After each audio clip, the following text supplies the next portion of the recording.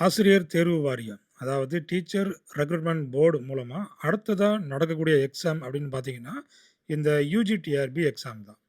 அப்ப இந்த டெட் எக்ஸாம்ல பாஸ் பண்ணவங்க, அதாவது இந்த டெட் பேப்பர் 2ல பாஸ் பண்ணவங்க, இந்த யுஜிடிஆர்பி எக்ஸாம் எழுதுறதுக்கு எலிஜிபிள்.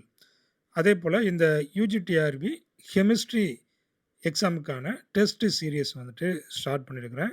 இந்த டெஸ்ட் சீரிஸ்ல நீங்களும் ஜாயின் பண்ணிக்கிடலாம். அப்ப இந்த டெஸ்ட் பார்த்தீங்கன்னா, நல்ல ஒரு பிராக்டிஸா இருக்கும். அதாவது practice makes a way to government posting.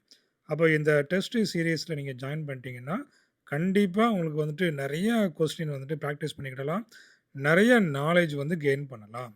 அப்ப இதுல நீங்க கெயின் பண்றது மூலமா, இந்த யுஜிடிஆர்பி எக்ஸாம்ல நெறையா ஸ்கோர் வாங்க முடியும்.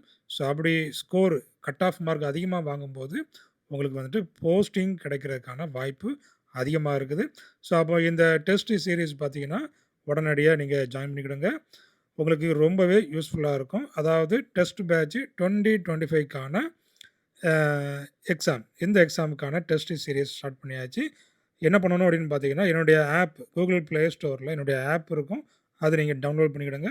ஸோ அதில போயிட்டீங்கன்னா, உங்களுக்கு வந்துட்டு அந்த கோர்சஸ்ன்னு இருக்கும். யுஜிடிஆர்பி கோர்சஸ்ன்னு இருக்கும்.